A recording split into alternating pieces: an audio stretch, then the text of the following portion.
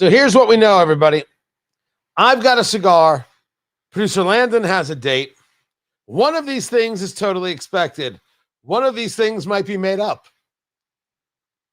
That's what we know. I'm Tony Katz. The show is Tony Katz today. It's good to be with you. This is an aging room Maduro right here. Very simple cigar. You find this on sale. It's a Churchill, so it's a 7-inch cigar. I don't recall what I paid for it, but I think I paid less than $10. No, I definitely paid less than $10, which makes it perfect for the show. I'm glad you're here. By the way, I think my camera's tilting. Look at that. Look at the albums. Look at that. Let's fix that. These are the kinds of things that drive me nuts. Why would a camera move? Anyway, we got a radio show to do. Let's go do that.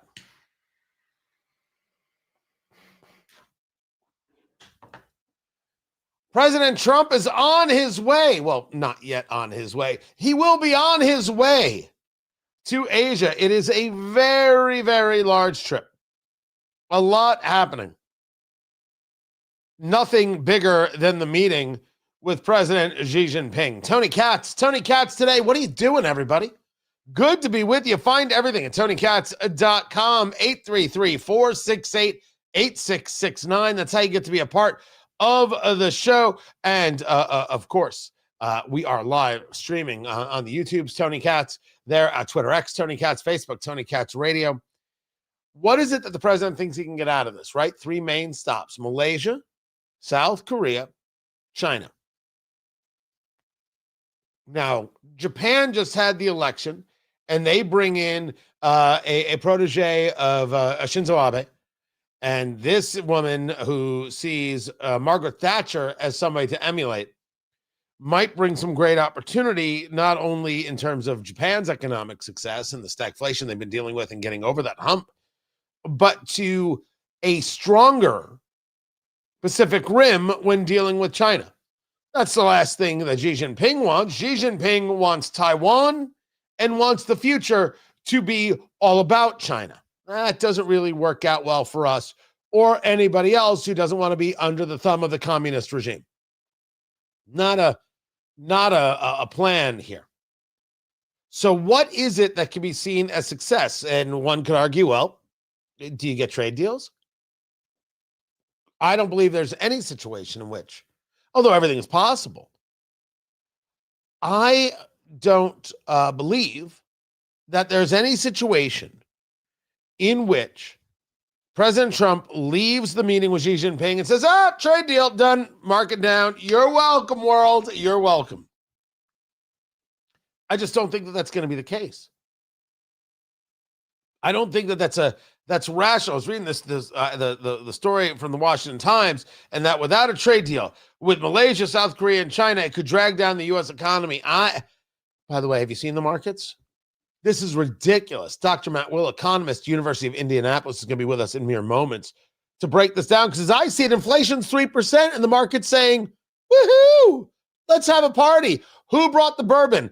Of course I did. I brought the bourbon. I have a fair amount of it right here. I think I should be drinking all of it because there is no sense to be made of it. I'm going to hope that the economist, Dr. Matt Will, can do just that.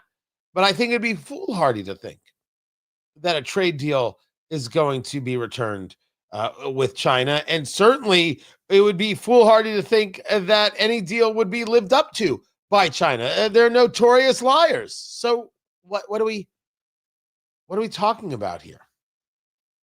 What possibly are we chatting about here when it comes to the China conversation regarding trade? Now, South Korea and Malaysia, I think you could walk away with frameworks because you are, if you're President Trump, you want some level of victory.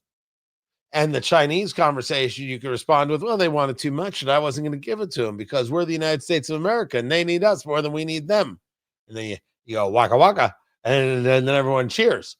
I mean, you got to be willing to be strong with China. With these other countries, they already know you're strong. And so now the question is, what deal can be made? What is it that you can, for lack of a better word, extract? So with that, he takes the trip. He's heading out to do this. It's going to be a lot of moving parts on this trip. conversations about fighting between Thailand and Cambodia. Will Japan increase defense spending? Which, again, goes to the idea of how the new prime minister of Japan sees her role. I cannot. Is it Sane Takaichi? I know it's Takaichi. But I just don't know if it's pronounced Sane or not. I think that she's going to want to show that she's absolutely in the position of strength. She's also going to have to show that she can live with this giant, dangerous Chinese neighbor right across the well, it's not an ocean, but you know what I mean. So there might be a little bit of a dance there. This is what the president is going to do. Frameworks, money spent by Japan. Can he bring back a peace deal, Cambodia and Thailand? All those things are possible. Can you come back with a deal, a trade deal with China? Man, I'm not expecting it. So I'm going to say no. But as for our economy, the markets they're ridiculous. They are ridiculous. And it's very possible it's still all AI driven. Dr. Matt Will, economist at the University of Indianapolis. He joins us in just a few minutes to discuss it. Keep it here. I'm Tony Katz. This is Tony Katz Today.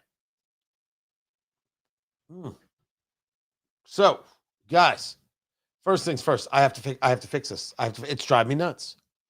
It turns out I have got like some serious OCD things, kids. Right? And so there it is. That's what's going on. I think that did it. I think that did it. All it took was proper pressure. That's better, right? That's better. Yes. That was annoying. Secondly, I went with the blue and the purple. I've got the blue and I've got, if I turn, I shouldn't do that. There it is. There, now you can't see it when I do the chair. Fancy. I know. So Dr. Matt Will, we will give him a call in just a moment. You might very well hear it happen. It's very exciting.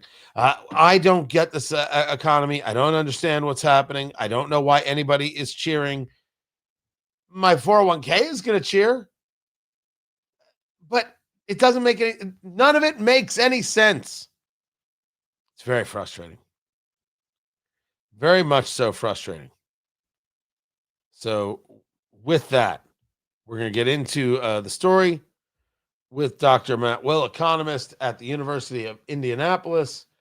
And you think I can call? I'll call him now. I'll call him now and we'll chat and we'll fall in love. Thank you all for being here. I appreciate you guys in the chat room.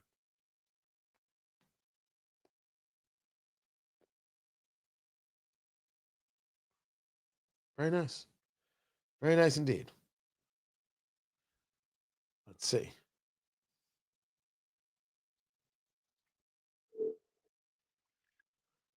Can you hear that, by the way? I don't think I have it brought up with you. Dr. Matt Will, what's going on? Are you? All right. So I'm bringing you to you're right now talking to the people. First of all, say hello, say your name, say what you do.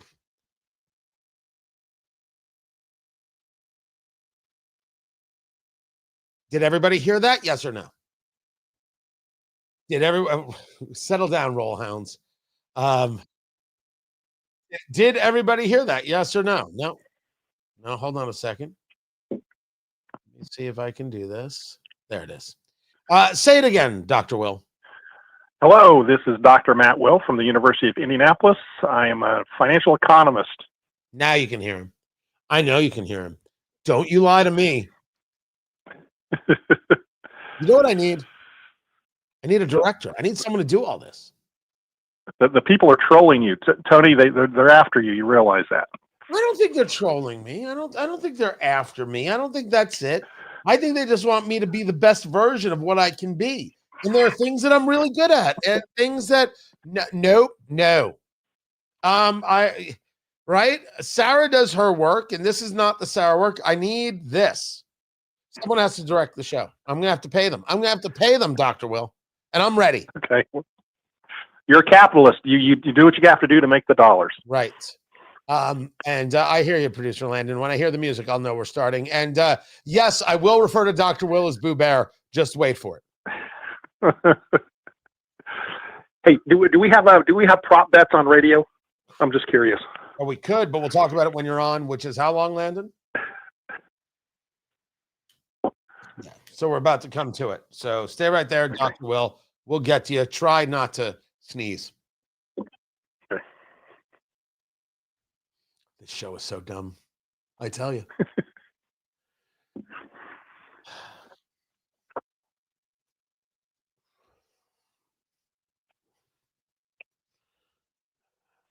Now, Lord only knows where the markets are going to end, and who knows, people listen to the show at all different times. Some people are with us live, and some people are with us on podcasts, and some people, all sorts of hearing it in the evening. The show plays everywhere all the time. I'm Tony Katz. The show is Tony Katz Today. Good to be with you. Find everything at TonyKatz.com. But midday on Friday, right? End of the week, a week before Halloween, the Dow was up over 500 points. And it's up over 500 points because inflation's at 3%. And the market believes that rate cuts are going to come. I'm going to say this again for the people in the cheap seats because it makes no damn sense. Inflation is at 3%. By the way, I think it's 3.6%. The market is cheering the 3%, I say 3.6% inflation, and they think a rate cut is going to come. I can make no sense of this economy. Dr. Matt Will joins us, economist at the University of Indianapolis. Let me try and understand, sir. At least set a baseline for the conversation. The Consumer Price Index showed a 0.3% increase on the month. They say over at CNBC that creates an annual inflation rate of 3%. I say that creates, based on your math, 3.6%. But they also go on to say that because that is lower than the expectation of 0.4%, everybody should be cheering, popping champagne, chugging bourbon, doing lines off of whoever they could hire to do lines off of, and be super excited. I'm sorry, by the way, don't do lines. I'm sorry. This makes no sense that we're all sort of excited on 3% inflation, which I say is 3.6. So walk me down the road. What is the Consumer Price Index, and what did it tell us this month? Well, it's 3.6 because it's 0.3, and of course you and I know how to do math, so we multiply it by 12 and we get 3.6, where the government, which is politically motivated, kind of tries to report it differently. But that's beside the point. The reason the market reacted so much to this is because the market is starved for data. We haven't got any data. There hasn't been any data released. This report is 2 weeks old. This is supposed to come out 2 weeks ago. In fact, the only reason we got it is because they needed it to calculate the COLA, the cost of living adjustment for Social Security. If it weren't for that, we wouldn't have got this data today. So the market is so desperate for data. When it got the data, it reacted. And you know what? It was better than expected. It was supposed to be 0.4. It was 0.3. So the market overreacted because it's the only data it's had. It's looking, it's desperate, and it finally got some information, so it reacted. But let me add, it also reacted because of some other good news. The S&P does a flash PMI report. It's not the best one. The one that comes out next week is the best one from ISM. It's a manufacturing report. That manufacturing report that came out today actually said good news. It said that it looks like we're going to have an expansion of manufacturing. We'll see next week. But the flash report indicates a probable growth, and we've had 7 months of shrinking, declining manufacturing. So we'll have to wait till next week. But those two things, Tony, that's what caused the market bump. So any data or any port in a storm, any data you're saying they saw as something they could utilize, and because there was a little bit of twisting to get to the good news. It's like saying that, hey, I got a place in Manhattan with a view. If I'm standing in the bathroom on the toilet and looking out between 7 and 7:15 a.m., I have a great view of the Hudson River. So they're looking for anything they can glom onto. But the bigger story here is that we might see an increase in manufacturing. Where does that come from? That's from S&P. Their flash report says this might happen. Now, I'm not holding my breath on this one. And the reason is, even if we do see a growth, I think it's going to be AI driven. I want to say this. I think there's the tale of two economies we're dealing with. There's AI and there's everybody else. Today, IBM announced that they're taking their business away from Intel, shoving it over to AMD. AMD has this huge contract. They've got a huge bump. They're AI. AI is up across the board. But General Motors just announced 200 layoffs. Target just announced 1,800 job cuts. Procter & Gamble just announced a decrease of demand. The non-AI industry, by the way, that's just today. The non-AI industries still look bad. So I think what's highlighting the S&P flash report is AI. AI is driving this economy still. It's not just driving manufacturing. Yeah, well, yes, because AI makes chips. AI makes chips. AI builds data centers. I mean, yeah, there's a lot of stuff. Amazon uses AI. I'm just saying it's not how we normally think of manufacturing, but that's a great point. Now it becomes a lot easier to understand. Talking to Dr. Matt Will, economist at the University of Indianapolis. By the way, I read that story about Target. It was in the Wall Street Journal. 1,800 jobs, but these are corporate jobs. Are they? And there are 200 open roles that they are now getting rid of. Did they realize they could do more with less? Because I would consider that a positive thing for a company. And it is. Let's go back to why the market's up. You are hitting on this thing. You said it doesn't make any sense. You are pointing out where it does make sense. If I'm a company and I can be more efficient because of AI, it does my ordering for me. It does my distribution. It allocates my materials and my goods to the proper store. I need less labor. So yes, AI is driving all the gain in the economy. I can't emphasize this enough. But if you're not AI, you're in trouble. 39% of the S&P 500 has lost money this year. Let me say that clearly again. 39% of the S&P 500 companies have lost money this year. That is not a broad-based recovery. 4 in 10 have lost money. Talking to Dr. Matt Will, economist at the University of Indianapolis. So it's not that the AI itself works as advertised. It's that the money is pouring in and is seen now in a level of building of AI infrastructure, and that's manufacturing, and that is driving the entirety of our economy right now? I would say mostly. 44% of the gain of this year's S&P 500, and the S&P is up. It's up 15% year to date. 44% of it has come from the Mag 7, which is almost all AI. Let me look at Procter & Gamble. Procter & Gamble announced record profits and then decreasing demand for their product. What does that tell you? They're using AI as well. They're doing distribution, they're doing allocation of resources, their purchasing patterns, their manufacturing. It's all using AI. But AI is driving things. I'm not saying no. I think that your point is taken. But let me give you something else that took place in terms of earnings and beating expectations.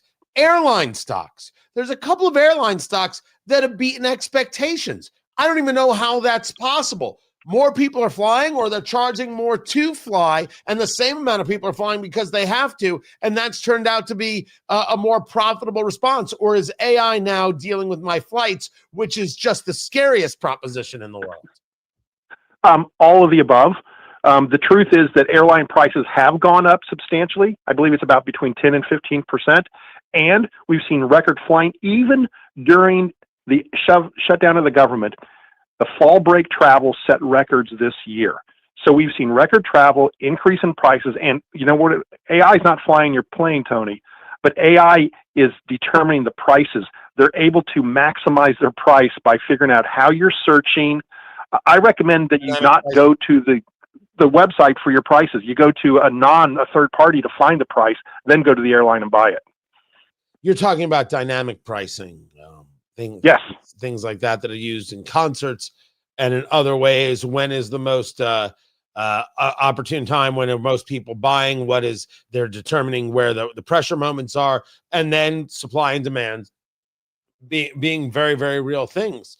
One of the other things that you discussed, 44% of the gain is from AI. It used to be it was the FANG stocks, right? It was Facebook, Apple, Amazon. Mhm. I forget what the N was. G is Google. N is not in. Nokia. Was it Nvidia? No, Netflix. Um, are you telling me that those things aren't the drivers now, or they are just in this AI capacity? Some of them are. Amazon is still in the equation. Meta is still in the equation, but they've shifted. They are more an AI-driven company now. I could give you a boring story about how Amazon's been using AI since 2015, and they've really picked up the pace. So no, AI is driving this growth, and you're right. The FANG has been replaced by the Mag 7, but the Mag 7's real. I know I hear you talk about it a lot about how AI comes into the media world, and but I must tell you, it is legitimate. I've seen it increase value. I met with people this week in person who are telling me how much it's helping their plumbing company, how much it's helping their workout department of their financial institution. AI is definitely it's a revolutionary productivity game changer. Talking to Dr. Matt Will, economist at the University of Indianapolis, the Mag 7 is the Magnificent 7 stocks. So it's Alphabet, which is Google, Amazon, Apple, Meta, Microsoft, Nvidia, Tesla. Those are the Mag 7. We haven't had a discussion here about tariffs. You had Aaron Ross Sorkin over there at CNBC discussing, I got the tariffs wrong. I'm not so sure what I'm supposed to get right or get wrong. Tariffs or taxes, I haven't changed on this. These are just the facts. We're paying more for products, and yet somehow everybody's happy? No. Toyota USA is losing money. GM is losing money. John Deere is losing money. The companies that the tariffs are supposed to help, manufacturing, have been hurt. Again, not for the AI, this economy would be in the toilet. I sincerely believe that. The tariffs have counteracted so many of the great things Trump has done. And, this is where the trolls are going to say, he's doom and gloom. Good. I am doom and gloom. Tariffs are bad. They're dragging the economy down. Trump is his own worst enemy. Everything he's doing is hitting on all cylinders except for the tariffs. And we see it across the board in manufacturing. Except he keeps saying, it's the greatest word in the world. Everything's great. We're taking in all of this money. What do you there's been conversations about what he's going to do with the money. It's been a conversation he's going to pay off debt, and then all of a sudden it's going to help out the farmers. And then what about a subsidy for this? You've collected these billions of dollars from the American people. What would you do with it? What would I do with it? What would you do with it? You're Dr. Matt Will. You've got the power to decide what happens to all the dollars collected by tariffs. What are you going to do with it? Okay, assuming the tariffs exist, I would pay off the debt. First of all, I don't want the tariffs because tariffs are taxes, and I don't agree with increasing taxes. But if you've taken the tax increase, which he has, big tax increase, and he's collected the money, then just pay off the debt. Don't become a Democrat. Don't be giving out goodies and handing money out to people. That's not what a capitalist does. That's what a socialist does. And I'm not a fan of taking money from one person and giving it to another. Dr. Matt Will, economist at the University of Indianapolis. I appreciate taking the time. More to get to. I'm Tony Katz. This is Tony Katz Today. Now, Dr. Will, don't leave. I'm going to tell you a story. I'm here. I'm going to tell you a story, Dr. Matt Will, about the tariffs. People watching the live stream will see this box in my hand from a company called Swatch. I'm a watch guy, and Swatch is massive manufacturer of watches. And this is the Swatch 39. The Swatch 39 is from Swatch Group, which is out of Switzerland. And they are so angry about the tariffs, they created a watch called What If Tariffs. And it is only available in Switzerland. And what they did is this is actually on time there, they replaced the 3 with the 9 and the 9 with the 3. So it looks like 39. And then on the back of the watch, they put the percent sign. To one of my people, and I said, I need this watch. And they're like, yeah, this watch is only available in Switzerland. And I said, I don't think you heard me. I need this watch. And they called around. They said, okay, we've got some people going. They'll pick it up for you. And it is in my hands right now. This watch is only available in Switzerland, which talks about the 39% tariff. They're trying to find ways to profit off of this thing. They're so angry. See, is it anger or is it just genius capitalism to take advantage of an opportunity and make $1 off of it? It might be genius. Good for them. It might be both. I think in this case, it's both. Right here. By the way, it is a very, very, it's not as cool as my Flederman von Riest's, but it is a very cool timepiece. And as a guy who collects them, like this was just geeky enough to put. Well, I will send you a list of my upcoming trips, and you can tell me where you want me to buy you something not from the U.S. so you can show it off. Very good. Dr. Matt Will, economist. I appreciate you, sir. Go live your life. Go do your things. There he goes. Dr. Matt Will. Gone. I threw him right out right there. Just said, get out, you. Oh, good Lord. Good man. Good man right there. Yeah, the watch is great. By the way, this was not expensive. I think this was I paid some other things for it. I think I paid $200 for this. Something around there. I haven't even taken the plastic off yet. 39. I thought this was pretty smart. This is pretty smart indeed. It was fun. I do like fun. Right there. So what else is going on? What else is going on? Men should not wear a white watch or wear white sunglasses. First of all, somebody never saw Miami Vice. Secondly, it looks white. This is actually cream. It's actually a cream color right there. Yes, 39% is the amount that's being tariffed there. A great question. Why? What numbers? Well, you created tariffs based on trade deficits. I'm not opposed to trade deficits. They've got stuff we want to buy. They're buying less stuff from us. As long as I can buy their stuff at a good price, that doesn't matter. And then they invest the money here. Life is good.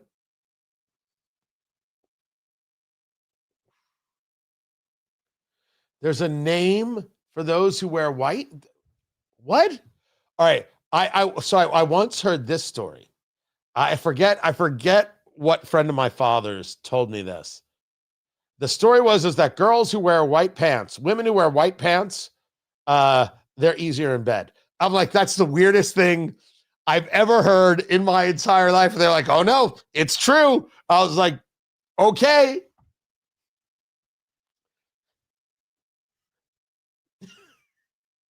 Oh no, the show's ridiculous. I have no idea. They want to keep paying me. I'll keep doing it. Why not?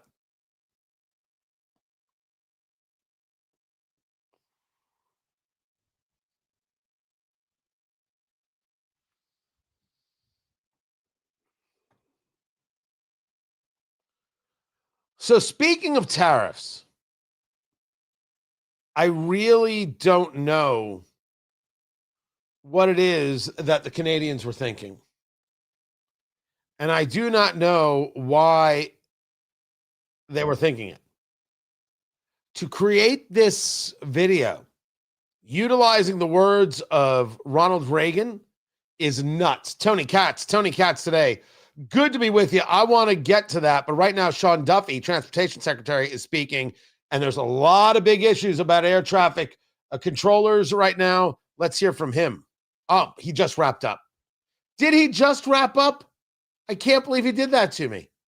Just in the sense of trying to take care of the controllers who work so hard in our airspace. So Nick Daniels. So he's handing it over to one of his people because air traffic controllers are not getting paid, and there are a lot of ground stoppages going on. I've got that National Air Traffic Controllers Association. America's air traffic controllers, we didn't ask to be the focus of this shutdown. Yet, every day, we're carrying the full weight. Every single day, We move over 45,000 aircraft, 3 million passengers. We move tons of cargo that keeps America running, protecting the national airspace system, and even more importantly, people's lives. They're showing up every single day under immense stress, under uncertainty, having to stay focused on performing the day in and day out tasks. And every day that this shutdown drags on with no clear insight, this affects their focus. And our job as air traffic controllers is to mitigate risk, and it's also to call it out. Air traffic controllers, our job is to communicate for the safety of the flying public. And as this shutdown continues, and air traffic controllers are not paid for the vital work that they do day in and day out, that leads to an unnecessary distraction.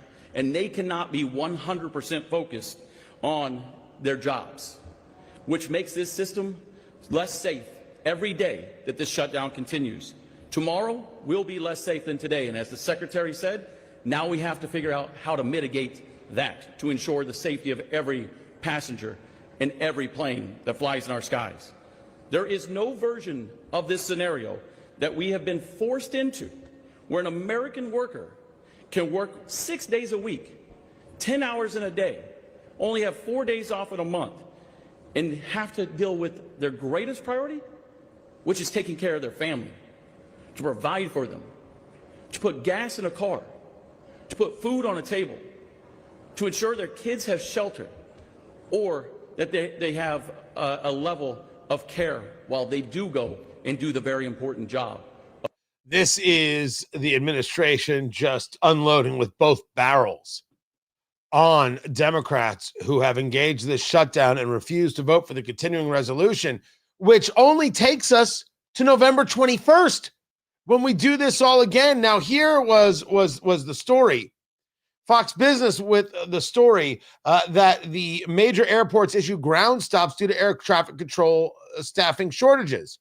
Reagan National, Newark, and LaGuardia. So you're talking about D.C., New Jersey, and New York. These are major hubs. This is how people connect and get to other places. Sean Duffy stated this yesterday, the transportation secretary. If we can't fly people safely, we're going to have ground stops. We're simply not going to allow the planes to take off. We'll make sure we can cover everybody with the people that we have, and that's it. So this is not, hey, go blame your airline. This is if you're flying, you better be ready for a delay. Now, this is October. What happens in November, guys? No, I'm asking you. I'm asking what happens in November? Thanksgiving. Right now, this is all easier. Not for long. Not for long. Bring it back now to Sean Duffy. So we'll take questions in a moment, but just when I was talking to the guys in the break room, they're eating in the break room, and they made sure I knew that the food that they were eating had come from the airlines. The airlines know how important air traffic control is to keeping the skies safe and airplanes moving. And so our airlines, who know the financial pressure that our controllers are under and the gratitude for them showing up, they're buying them food. We shouldn't rely on airlines to have to buy lunch and dinner for our controllers because they can't afford it themselves because the Democrats have shut down the government. But those are the things that are happening inside of all of us who work in the airspace, supporting our fellow brothers and sisters who are going through a time of need. And I want to thank the airlines for recognizing that and supporting and being helpful in the small ways that they can. Again, just providing food for our controllers when they're on the job. With that, if you guys have any questions for us, happy to. I want to hear the questions. I hope you guys do too. Sean Duffy, the Transportation Secretary. Number of delays that have been a direct result of air traffic. So the question is, how many delays have been in relationship to air traffic controller shortages? And so it's different every day. So the average on a day is about 5% of our delays would come from staffing shortages with air traffic controllers. We've gone up as high as 53% of the delays have been because of staffing shortages. And that number moves every single day. Because as I mentioned before, we don't have one facility that's a problem every single day. It might be short one day, but then You know, it might be Chicago one day, it might be Atlanta another, it might be Newark a different day. And so it changes day by day. And so it's anywhere between that 5%, we've always been above the 5% in the shutdown, but as high as 53% of delays are from the staffing shortages. Yes. Sense, Secretary, of how many of these controllers are calling out because of protests or because they have to do things like drive DoorDash or do other things to supplement their income? Questions about jobs that I don't have insight into to make the hearts and minds of the controllers who are calling out sick. But if I listen to the controllers who talk to me, they'll tell me about their own stresses, financial, and how they have to take a second job, how they're frustrated that they're not going to get paid. And some of them might be sick. But I'm working close with Nick. We're driving a message. I want you to show up. I don't want to see I don't want to see Democrat shutdowns drive pain to the American people. I've asked them, please come to work, and I'm grateful for you to come to work. But maybe that'll be a post-mortem we can do on what happened there and why controllers made the choices that they did. Mr. Secretary,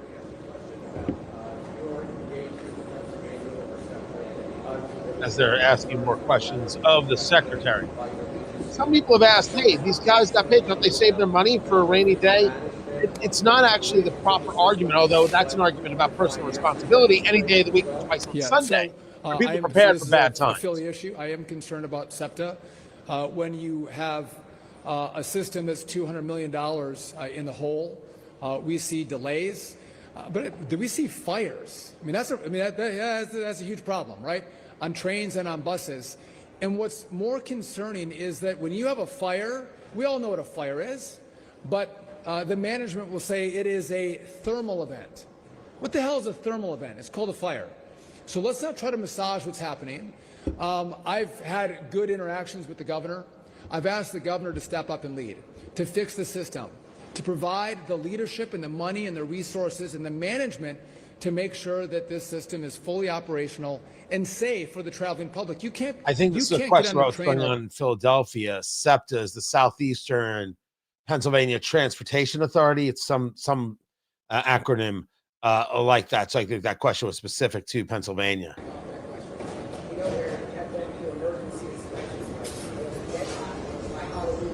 But yes, you would expect people to be able to, have a level of reserves for bad time. Doesn't change the fact that these people aren't being paid. But again, I don't want to talk about consequences. I want to talk about action. I want trains to be safe and to run on time. That's what I want.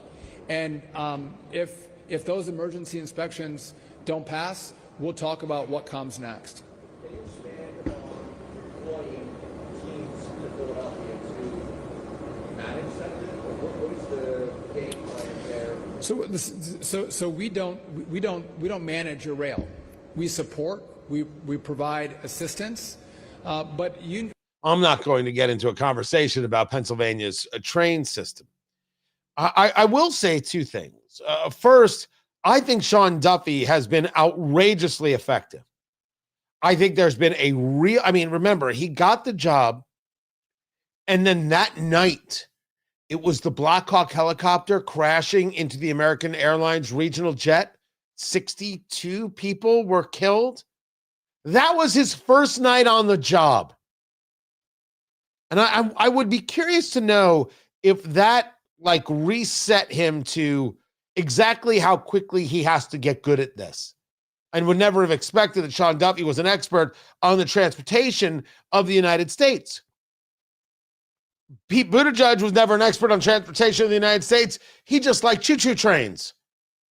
It's not a qualification. Duffy served in Congress. He may have engaged in some of those policies, but I would not have considered him an expert. I think he has handled himself admirably and ably in this concern. He has engaged a level of seriousness, and you have seen results. The problem is we don't talk about those results because it's not sexy. Engaging how you would have connectivity to Newark. Remember all the issues Newark Airport was happening?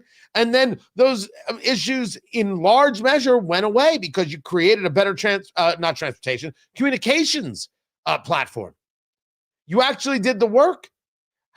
The aggressiveness of trying to get people to become air traffic controllers, as opposed to people to judge who said, well, we only want air traffic controllers if they look like this, if they could check this box, right? That's the desire of people who judge and progressives. Sean Duffy is saying, who's the best? Who's the brightest? Let's get them in the chair. Let's get them trained. Let's get them going. So I've been very impressed with the man on those subjects. I thought he has done very, very good work. Well, more possibly from the secretary coming up, and the craziness of this NBA gambling story. Goodness gracious. The only thing more ridiculous is Stephen A. Smith. I'm Tony Katz. This is Tony Katz Today. Problem stopping my pay. By the way, I don't even know if I get paid or not. In Congress, we did, and that was a huge problem. And we dealt with that because I first of all, the concept of saying if you're part of government, and especially the Congress, especially the Democrats who aren't funding the government, I never thought it was appropriate that you get paid while the rest of the government does not. Now, if there's back pay, like air traffic controllers, they show up for work, they're going to get paid one day.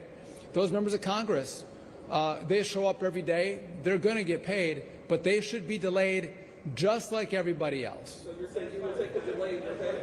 Yeah, I would have no problem doing that, yes. Yes. How concerned are you, Dave Chairman, how concerned are you about funding running out for the academy, for training in the towers, and how much do you think we're going to see a big increase in staff outages as that first paycheck gets missed? Is there any evidence so far that controllers have engaged in improper sick outs today? So just back to the academy. About sick outs. We're working on the numbers right now. So we pay our students in the academy. They get paid to go to the 4-month school. They're not paid a lot, but they're paid so they can buy food and get to the academy. We help them with their housing. We're about a week to 2 weeks away from running out of money to pay those students, which will be cataclysmic for them. Our instructors already are not paid and they're still showing up to teach. But again, the disruption that this causes, I've already seen young people drop out of the academy because they're concerned about going into a business where they may not get their funding. And so it's my job to let everyone know these are the consequences of the shutdown. And by the way, what's not partisan is the fact that we need a new system. It's not partisan that we need more controllers. So we're going to continue that work, but it's important to tell everybody this is the hardship that we're under right now because of the shutdown, and it will not be consequence-free in regard to the pipeline. Is that the intercom? Bringing controllers in. White zone is for the immediate loading and unloading and passengers only. There's no parking in the blue zone. So I think it's a great question. It's airplane, right? What's going to happen with our air traffic controllers? I have told them to show up for work, to do their jobs. Nick has told them to show up for work and do their jobs. But I've also heard about the hardship on finding a second job when they already work, many of them 6 days a week as air traffic controllers. I've heard about gas. I've heard about childcare. I've heard about mortgages. I mean, we all look at each other and say, who can go without pay? How does that happen and work for them? And no doubt that puts pressure on their lives, their families. And so I hope that's not the case. I don't want to see any pressure applied to this shutdown because of air traffic controllers. But I can't predict the future. I know they're frustrated. I know they're angry. And I know they want their Congress to think about them and not illegals. I can take one more question. I'll take one more question there, Secretary Duffy.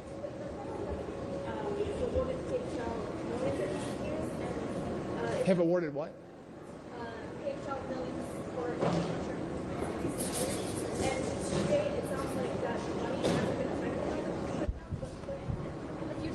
So just looking at kind of how the DOT functions, a lot of the money for the projects that we fund, that money is pre-funded.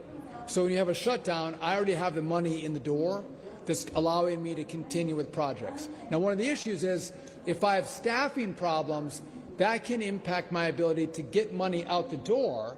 And so it's not that the money's not there, it's that I don't have the staff in place because they've been furloughed to actually execute the agreements or do the oversight that's necessary by federal law for these projects. And so that can be an issue, but much of this has been pre-funded. Just on our air traffic control modernization, we got $12.5 billion in the big, beautiful bill. I need 31.5 in total, but we got a lot of that money up front, which is why we're able to continue to push forward in the modernization effort to make sure we have a brand new air traffic control system in this country. With that, everyone, I want to thank you for coming out. I appreciate you covering the great men and women who keep your skies safe. They keep your planes on time. They do yeoman's work, and so thank you for covering them. And I want to thank also our controllers one last time for their great work. We're grateful for that at DOT, at FAA, and I know America is as well. Thank you. And that's Sean Duffy right there. Putting the pressure on, because that's the objective. Put the pressure on the Democratic Party to get things open back up. That's the everything. And that's what you saw right there.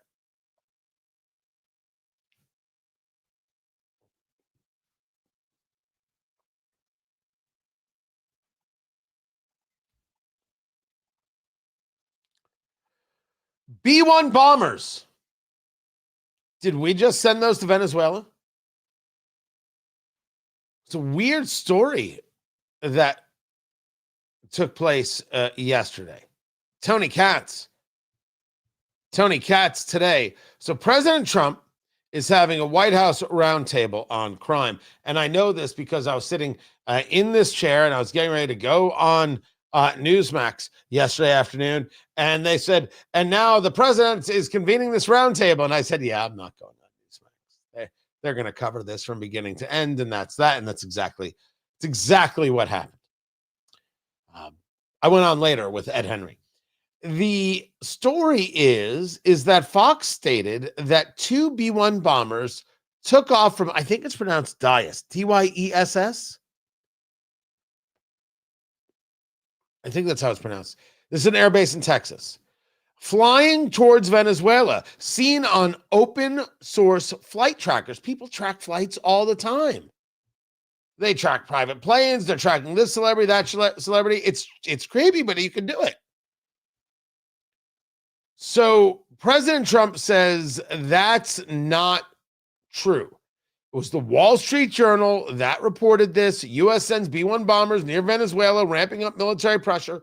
Of course, referring to Nicolas Maduro as a narco-terrorist. You've talked about seeing the drug boats. They've blown out of the water. Some members of Congress are very upset by this. Why aren't we giving them due process? I don't know if that's the way that is supposed to work. To be honest, I don't have an answer for that. If you know it's a drug boat, you know where it's coming from, what exactly is the issue? Are you telling me that it's not a drug boat? That's a different conversation altogether. So were these sent out? The U.S. flew B-1 bombers near Venezuela. What Trump said is absolutely not. No, it's not accurate. It's false. But we're not happy with Venezuela for a lot of reasons. Drugs being one of them. But also, they've been sending their prisoners into our country. Nobody can do that. The Secretary of War, Pete Hegseth, and yes, they refer to him as the Secretary of War. If you're telling me you need a congressional declaration, go get one. But calling it the Department of War is just fine. It was the War Department. Then we changed it to the Department of Defense. I'm fine with War Department. And for the people angry about this, it's people who want to be angry about Trump because they're angry. I swear to you, more people talking about this dang ballroom. Look at the before and after images. Look what Trump's done to the White House. It's terrible. People who are upset about the ballroom are people who are upset that sometimes there are clouds in the sky. They're yelling at the clouds. They're just angry, bitter, sad, lonely people. If you are angry that Trump is building a ballroom and utilizing private donations to do it, if you're angry that there's a renovation going on in the Oval Office, chances are you've never sexually pleased your partner. That's my take. There's no possible way you can look at that and be infuriated and think somehow you're capable of these other things. You're just sad. sad and lonely and pathetic and poor you. Oh, God, it's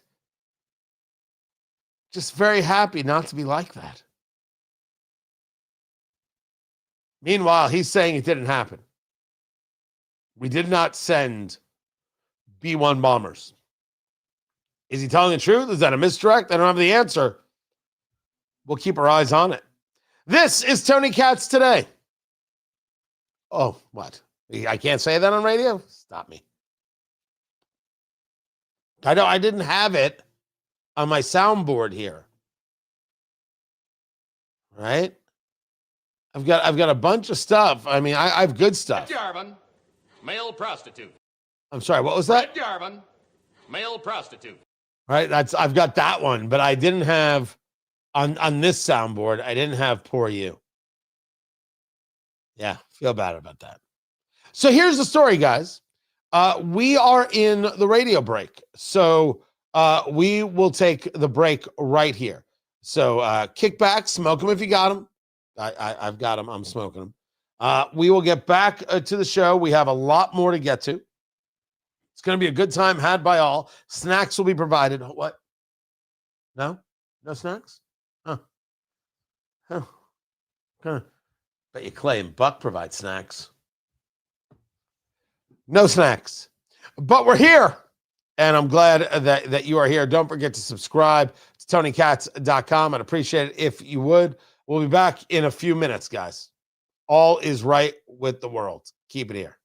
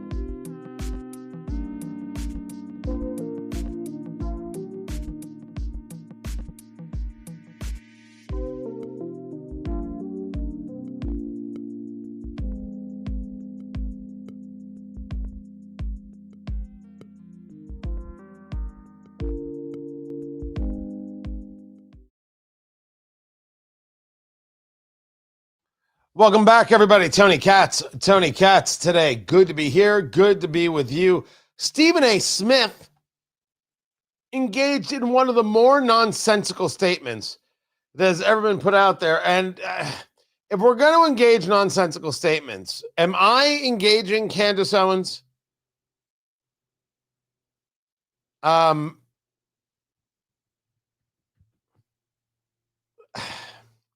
I discussed this on my morning show, and I didn't know if I wanted to bring it up here.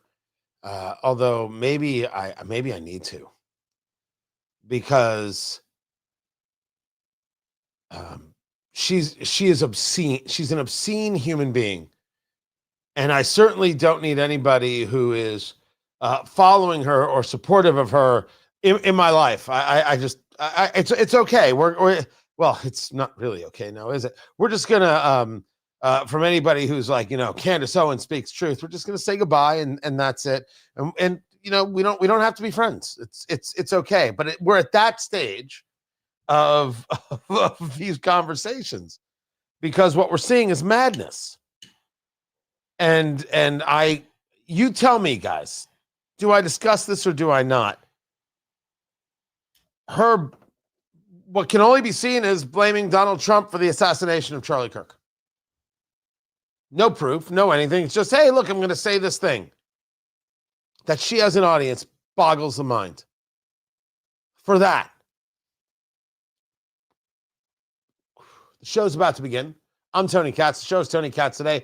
This is an aging room Maduro right here. That's what we're smoking right there. So enjoy the show. Glad you're here.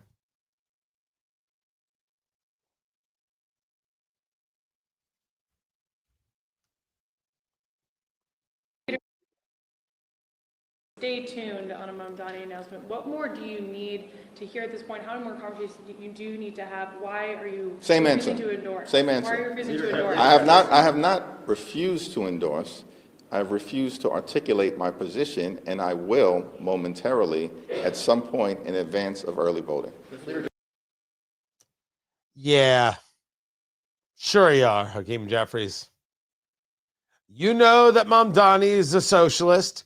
You know that he's an anti-Semite, and you don't want to be seen supporting him. That's all. You're afraid to support him. You're afraid not to support him.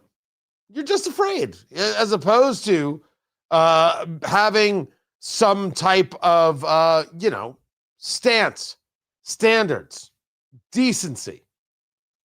But hey, listen, I think I'd be expecting too much from you if we're discussing decency. Isn't that right, Letitia? Just about every jurisdiction in this nation who have said stand up and be tall. And never ever cow down or back down. No fear. Or break or bend. No fear. So there's no fear today. No fear. No fear. No fear. No fear. No fear. No fear. Okay, so basically there's no fear. So make sure I understand what she's saying. I just want to make sure that what Letitia James is telling me is that there's no fear. No fear. No fear. No fear. No fear. No fear. Because I believe that justice will rain down like water and righteousness like a mighty stream. Preach. Again, this just in from Letitia James, the Attorney General of New York. No fear. She has been indicted for lying on mortgage forms, lied about where she lived, lied about her address to get favorable terms. Now, there's been some conversation about whether or not the evidence is perfectly supportive, whether or not she has wiggle room out of this, whether this is an open and shut case. But I will certainly remind people that Letitia James ran for office, ran for Attorney General of New York, saying, I'm going to go after Donald Trump. Not I'm going to go after crime. Not I'm going to clean up the streets. Not I'm going to get the drug dealers. I'm going to go after a specific citizen. I'm not interested in hearing her engage some kind of preaching moment. No fear.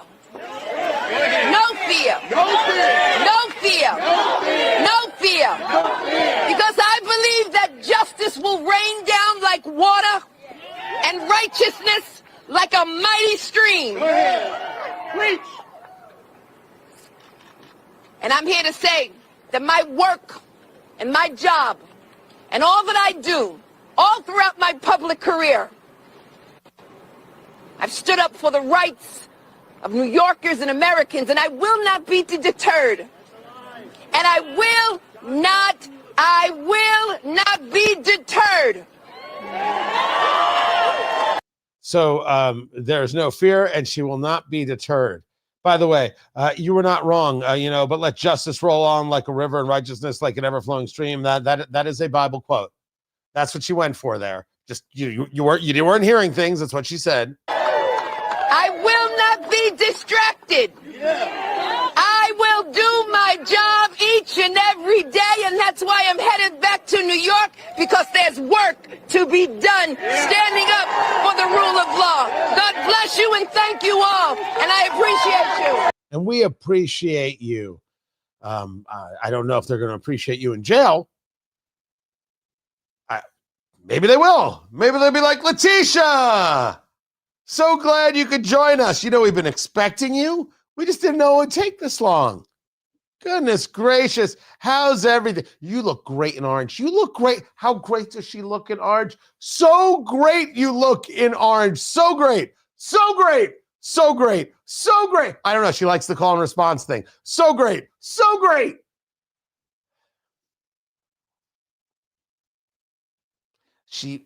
I wonder if she thinks herself a freedom fighter. But man, she's got people rallying around her. She's got a crowd.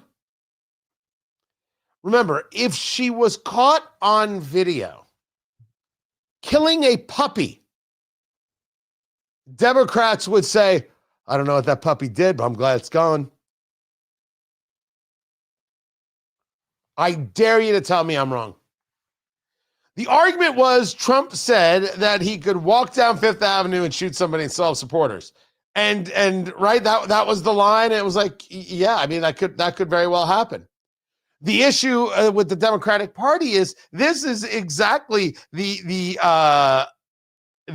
issue regarding cult of personality, isn't it? This is what you're concerned by. But you'll notice that when Trump decided, we don't need to hear about the Epstein files. Why are you talking about the Epstein files? The Epstein files don't matter. Nobody cares about the Epstein files. It was the first time he was hit with, I'm sorry, what now? Yes, we care about the Epstein files. Yes, we want to hear about the Epstein files. Yes, we demand the Epstein files. What are you talking about? What possibly are you talking about that this doesn't matter? And then there were some people in the world of radio, in the world of influencers. We're like, yeah, Trump said we don't have to pay attention to this. You should stop paying attention to this. And we told those people to go kiss off because we were right and they were wrong. And we want the answers and we still want the answers. It was the first time, I think, in maybe his second term, certainly, that he was like, oh, I was on the wrong side of this argument. Oh, I was not expecting that. Yeah. So it turns out that no, not everybody will be with him on all things. But the Democrats? Nazi tattoo guy in Maine. Nazi tattoo. Oh, I wasn't aware it was a Nazi tattoo when I got it. You've had that thing on your skin for how many years and you never said, hey, what is that? Now, I admit that if I had seen him, he's shirtless in a bar, by the way. That's that's a sure sign I'm not voting for you for Senate.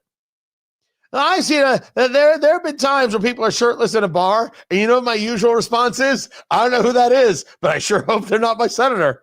That's usually where I go in the conversation. I think that our senators should not be shirtless in a bar. And you're going to say to me, well, what if she's hot? I don't think our senators should be shirtless in a bar. I'm a boy with a standard. That's my standard. But I never would have thought to have been like, that tattoo, I wonder what it's from. And then learn that it's the Totenkopf, death head. And it's a sign of the SS. It's a Nazi tattoo. This same guy who had to apologize for all the anti-gay slurs on Reddit. The same guy who says, oh, you got to defeat fascism by having a gun. You got to go after these people. That guy is still running for Senate in Maine. And Democrats are like, that's my guy. That's my guy. That's who I'm backing. That's who I'm supporting. That's who I'm connected to. That's who I'm giving money to. I'm not changing a thing about me. You want to talk about cults of personality? That's the cult of personality. And people like Bernie Sanders, they're out there defending this stuff. Why? I am not overly impressed by a squad of media running around saying, what do you think about the tattoo on Grand Platner's chest? Between you and me, there might be one or two more important issues. But let me go there. I will excuse Nazi tattoos and calling for the death of people I disagree with as long as they'll give me universal health care. I think there are more important issues, Bernie Sanders, than who Donald Trump grabbed where. I think there are more important issues than a dang ballroom. I think there are more important issues than whether or not he got favorable terms on a loan that he paid back. Oh, if we're going to play the game of we'll excuse everything of the people we're politically aligned with or politically back for the sake of power. But what Donald Trump said was absolutely true. When Donald Trump was Donald Trump living in New York, and every woman in New York would have gladly slept with him without question, went home by paying their own damn cab fare, and then told their friends, you would not believe who I just had sex with last night. Yes, when you're a celebrity, when you're famous, when you have power, you can grab them anywhere you want. Are we going to deny this reality? I would like grown-ups to be in the room now, and only the grown-ups who are going to be like, yep, that's true. That's definitely true. No question, that's true. No question that is true. He's building a ballroom. He's destroying democracy. It's a ballroom. There's going to be dancing. Right? This isn't Footloose, no dancing. He's not John Lithgow. He's Kevin freaking Bacon, dancing for everybody. But you're going to excuse the Nazi tattoo because you think there are more important issues. What are those more important issues, Bernie? I'm not Graham's best friend. I met him several times. We did a rally in Portland, Maine, a great rally. I am impressed by the guy.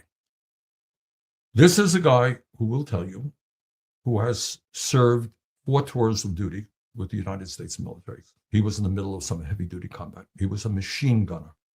That's what you do. You mow down people, you know?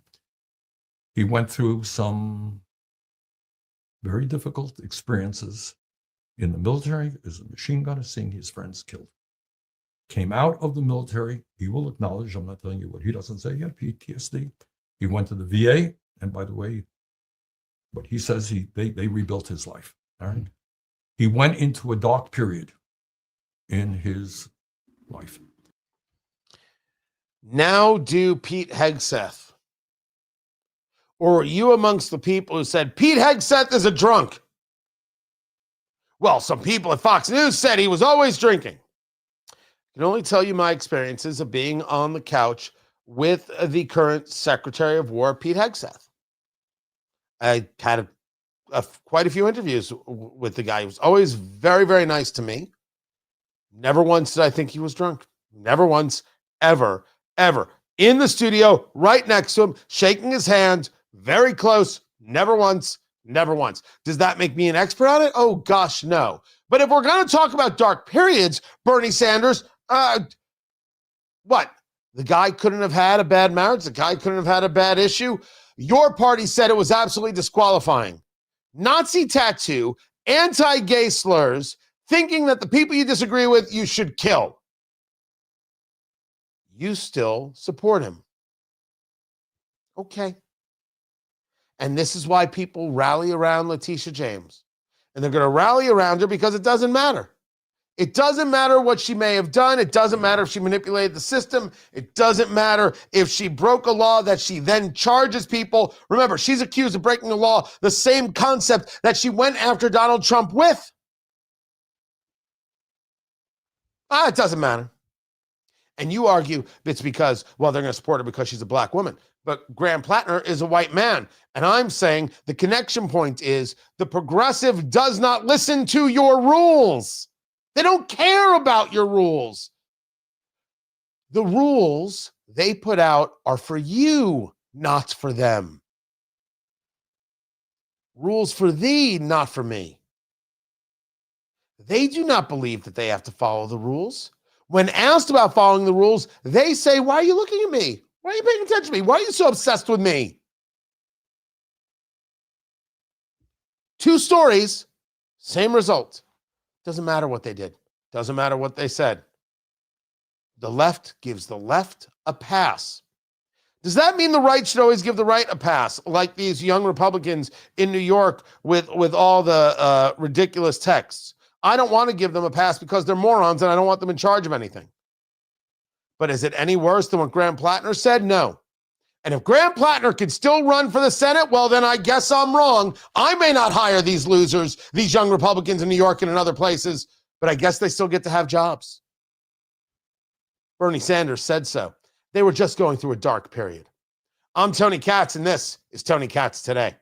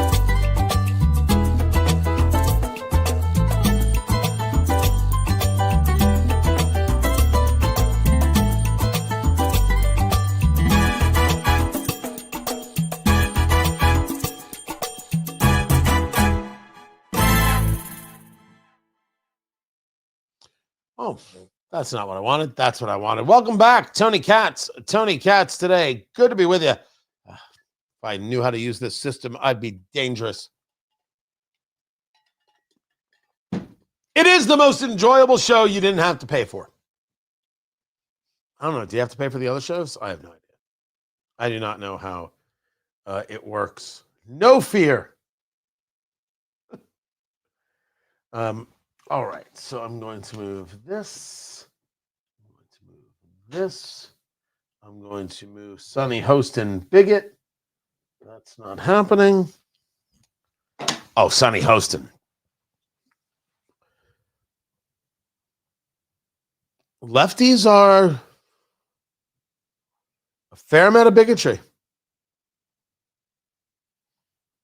And they're very, very like defiant about it. Of course, I have my own mug, Freddie. Got this, and I've got a regular mug. Like, I don't even know where it is. I don't have one here. And there are t-shirts. There's a whole bunch of stuff. And if you ask me why I haven't built the store yet, I'm doing 3 things at once. Claudia in the chat room is going to scream at me because she's offered to build this thing, and she may still get to. I'm doing 3 things at once. And not everything happens as quickly as you would like or as I would like, but it does happen when it needs to. And that's all there is to it. Just trust me on this right here, if you would. I'm a trained professional who has realized I need a bigger staff than I have. And man, that isn't actually what I want. But it's coming. It's coming. I'm going to hire at least, I mean, I don't have a staff of hundreds. I'm trying to keep this, I like minimal. But I am, I think 2 or 3 more people for 2026. I think that's what's coming. I don't think there's an option. I think I got to do what I got to do.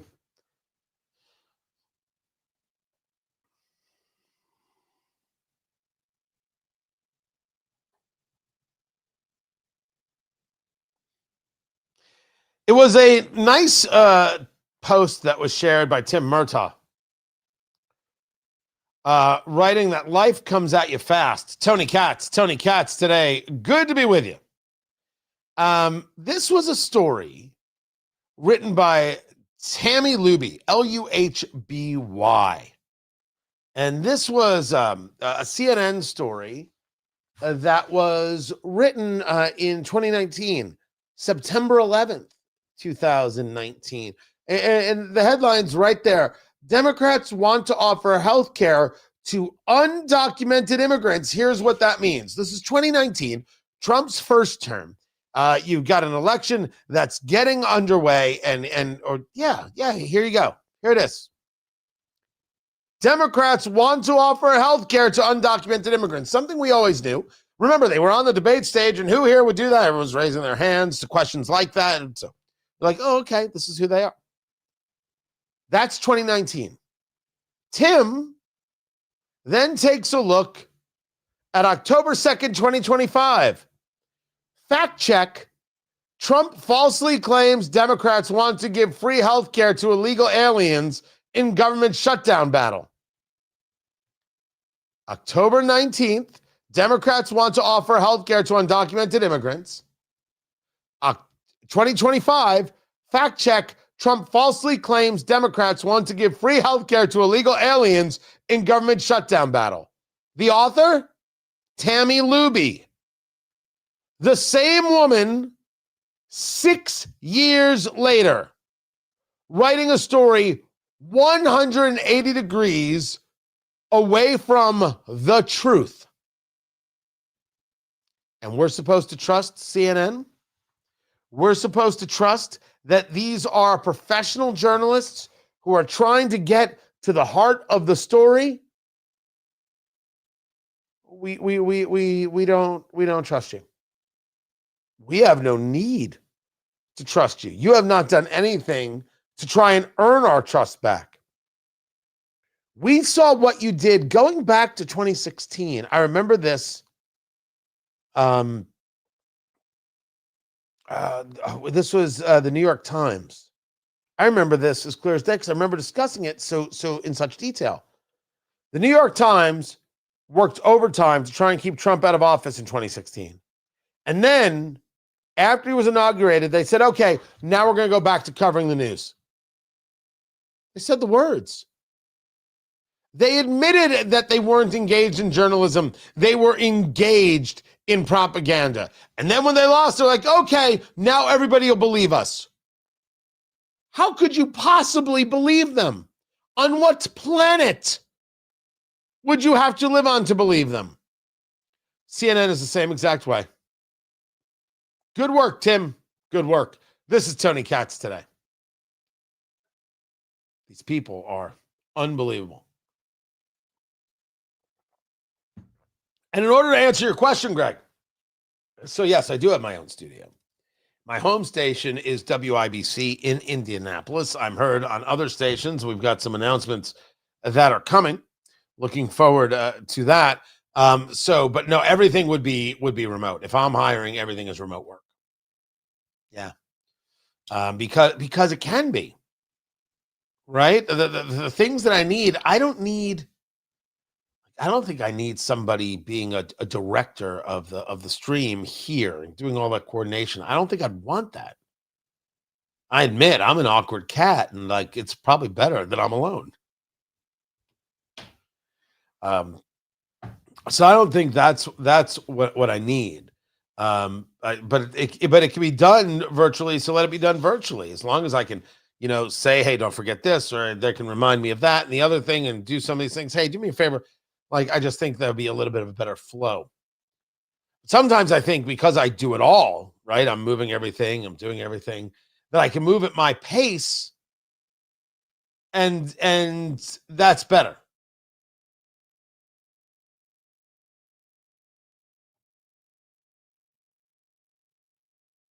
So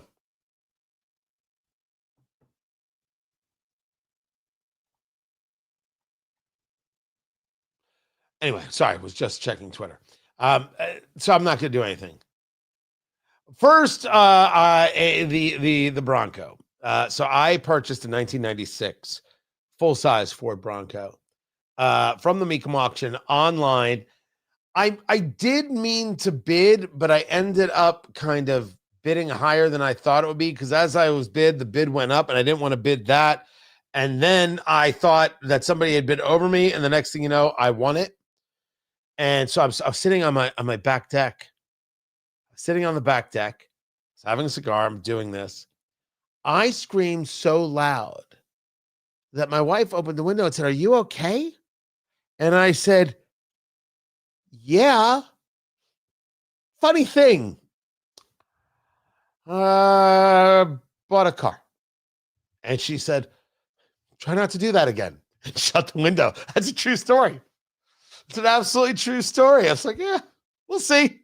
You never know. You never know. So anyway, I did fix it up. A tremendous amount of fun. But it was not, to say that it was misrepresented is wrong. It's that I learned how to properly understand what the representation means. How's that? I sold it. I'd fixed it up, and I sold it. I used it as a trade-in for a car we needed for the family. So that's that. So I don't have it anymore. Now I have the 1999 Mazda Miata stick that I've been working with my with my kid on. We're doing tires. We're learning about brakes. We're doing spark plugs and wires.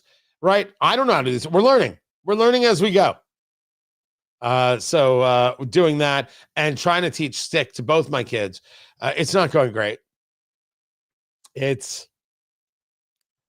I didn't realize that stick was such a skill, but it is. And so now I do find myself, outside of some of the classics I look at, looking at sticks and only sticks, because not everybody can afford them. I mean, I take that back. Not everybody can drive them. Never mind, I don't know if anybody can afford them. But I'm not buying those kinds of things. Like, I'm not buying the collector stuff. It's radio money. Don't be ridiculous. Anyway, let's get back to the program, shall we? Excellent.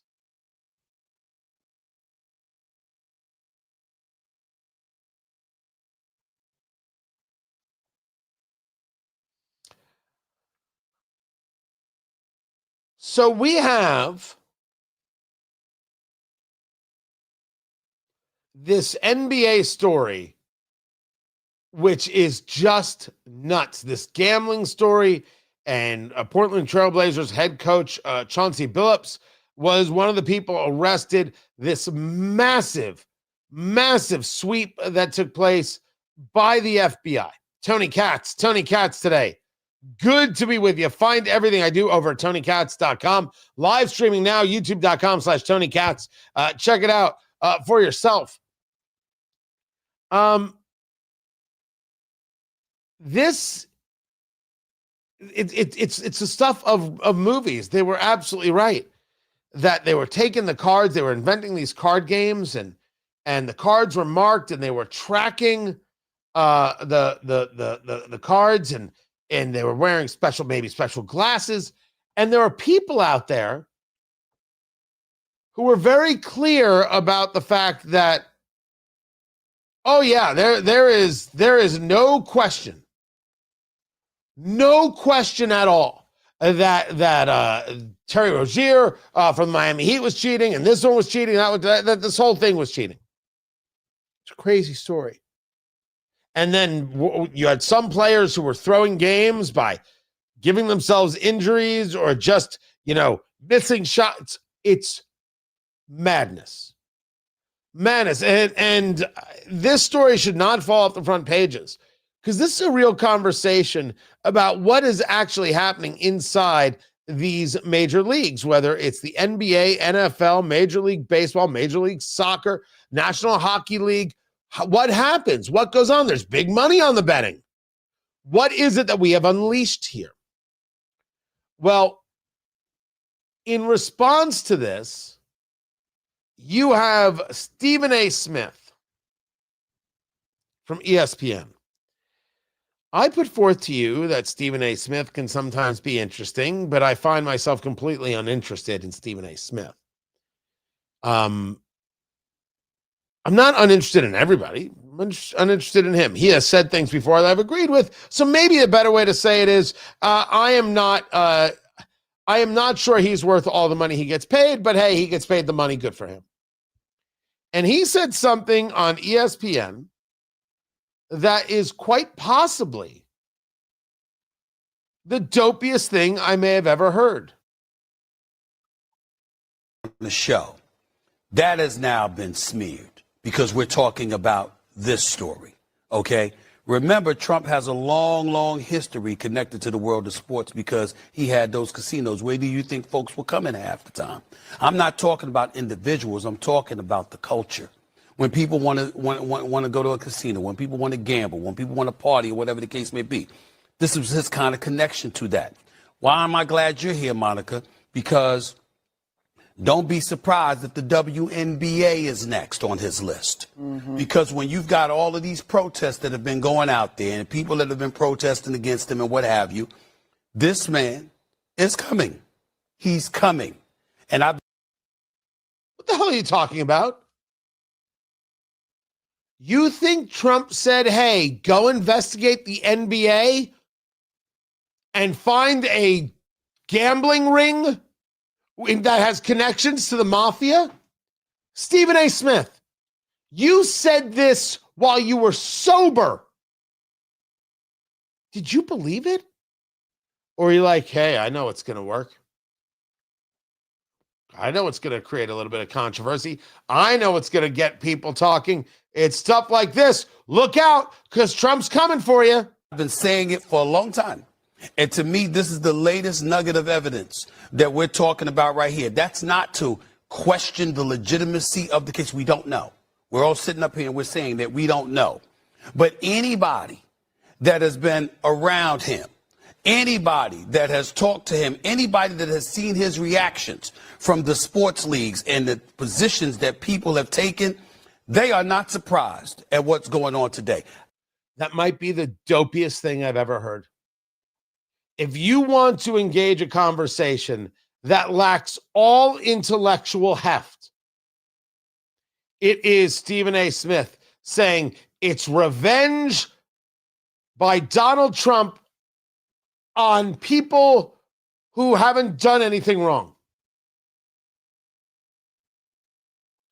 It's beyond ridiculous.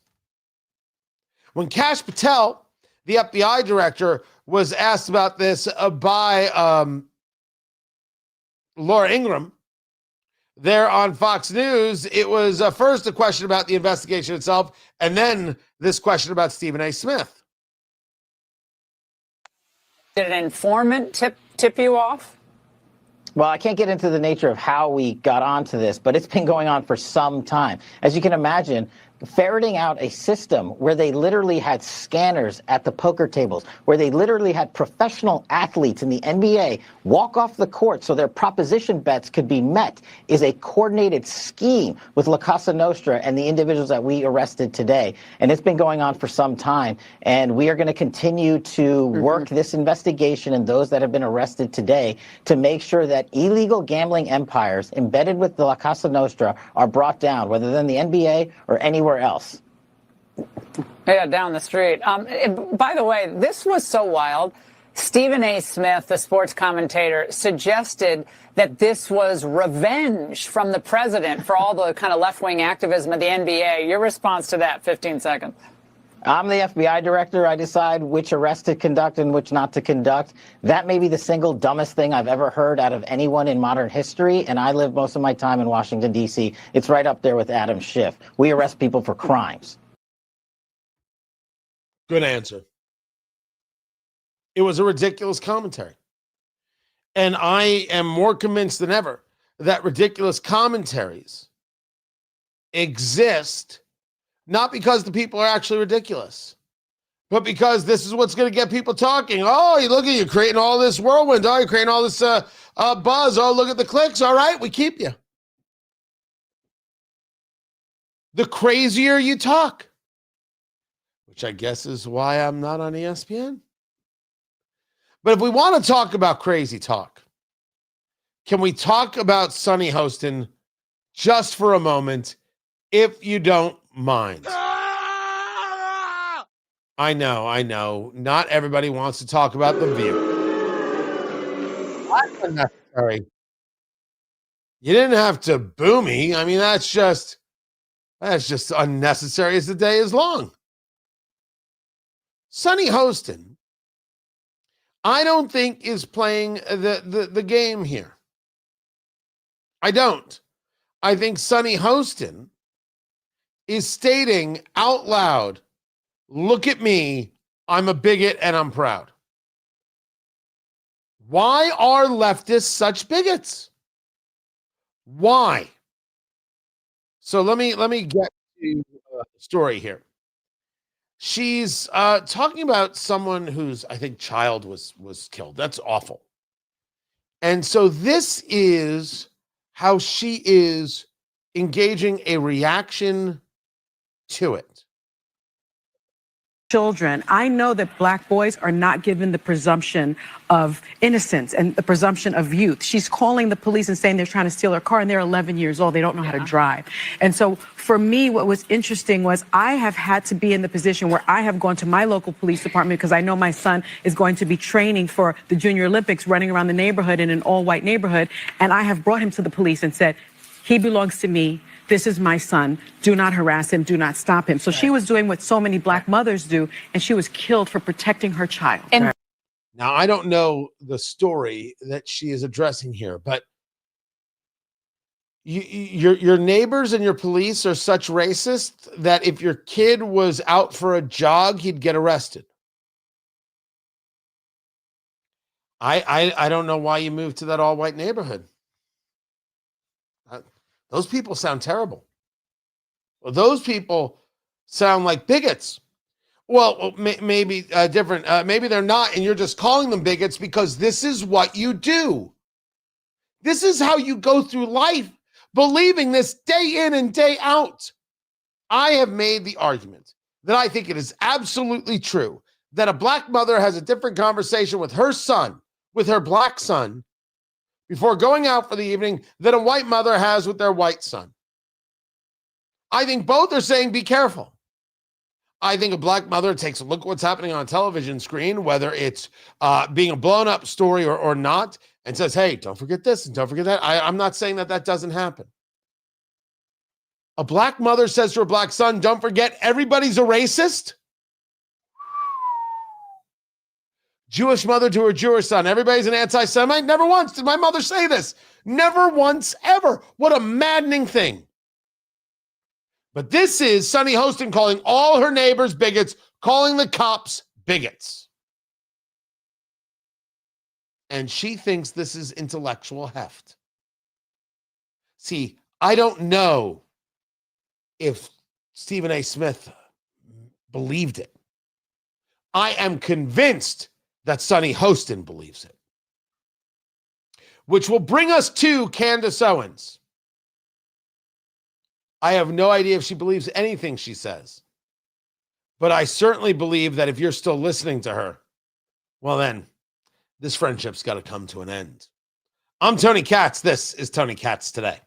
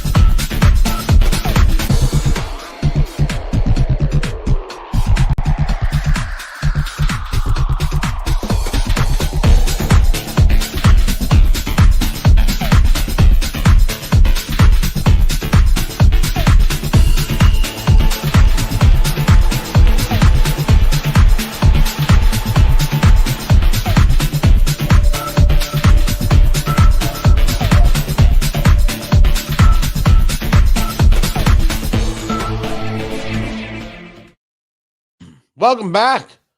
Tony Katz Today. Good to be here. Good to be with you. Today, it's the walkthrough for the event on January 24th. Going to be so good. I'm shooting the moon here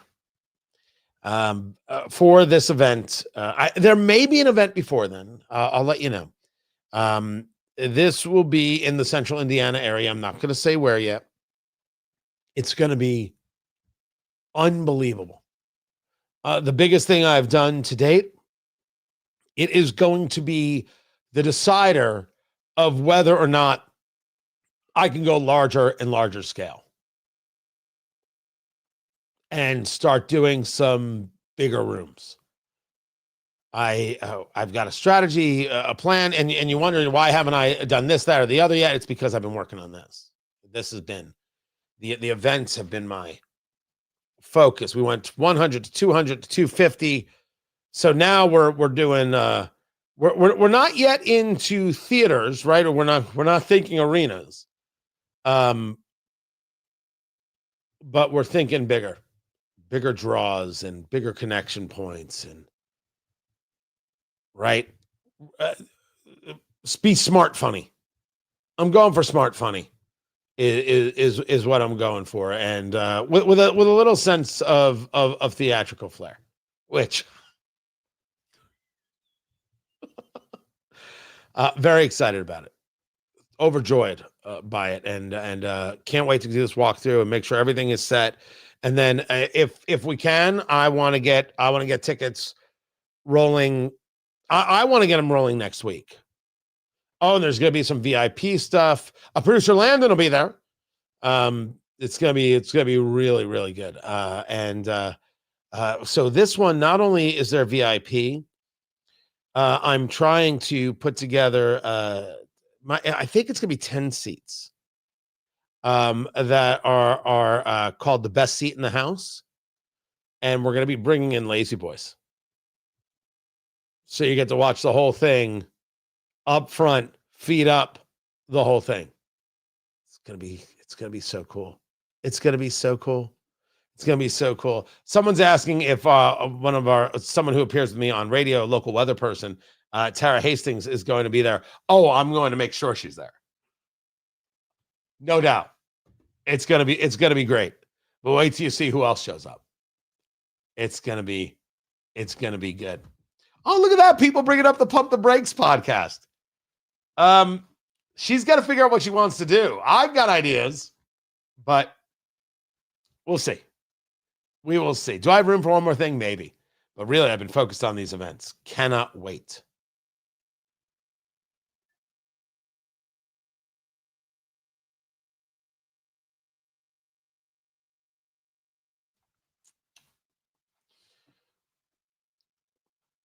I've said this before, that I've probably mentioned Candace Owens more in the past month than I have in my entire radio career. And I consider that to my credit. I was just never there. That's okay. A lot of people I like. I really should talk more about people that I like. Like, I am enjoying seeing Dennis Prager, no matter what his physical condition is now, as he's trying to heal from that fall and that damage he did to his back, and he's engaging commentary again. I'm just thrilled to see it for him. Tony Katz today. Not Candace Owens person. I'm just never have been.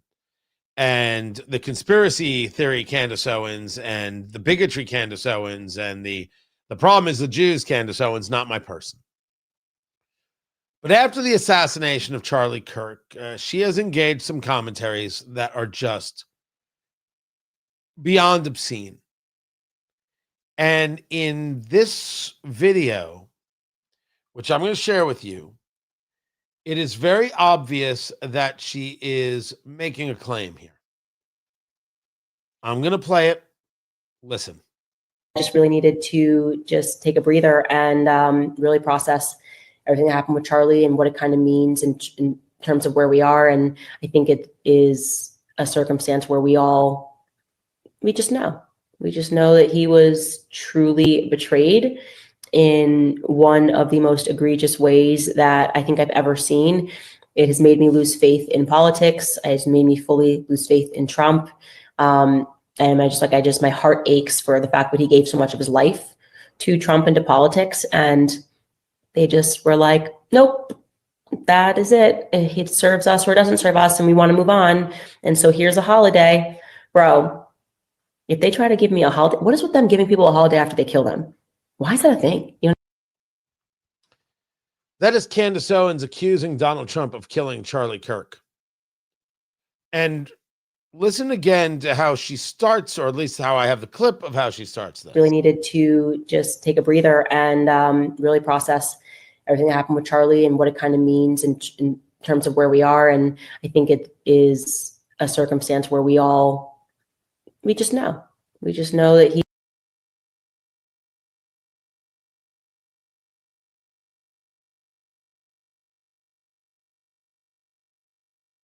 What is it that you think that we know? You just made the argument that Donald Trump killed Charlie Kirk you don't even tell us the reason. You don't give us the reason. You don't have anything. We talk about Stephen A. Smith. We talk about Sonny Hostin. What is this? And there are people out there who are still going to follow Candace Owens and still be a supporter. And at some moment, you got to say, no thanks. I don't think I want the person in my life who is paying attention to Candace Owens, who is supporting Candace Owens, following on social media and the rest. No. They're not like us. There are some things I don't want, some things I don't need. You want to be a financial supporter of Candace Owens? All right, you're not going to be a sponsor of my stuff. I'm out. There are things I don't want to be connected to. There are things I think rational people should not be connected to. But we're not going to say in one loud voice, you made this up? You weirdo freak, you made this up. I say that Trump killed Charlie Kirk. What makes you say that? Oh, we know. We know. I'm sorry, sir, you have cancer. Well, how do you know? Oh, we know. We know. Who buys into this crap? And if there's somebody buying into it, that's somebody I don't want in my life. Good Lord. You want to investigate his assassination? Go ahead. You want to accuse the president? You can go someplace else. This is Tony Katz today. Absolute madness. Gross, obscene on every level. No thanks. Don't need it. Don't want it. Not going to have it. Not going to be a part of it.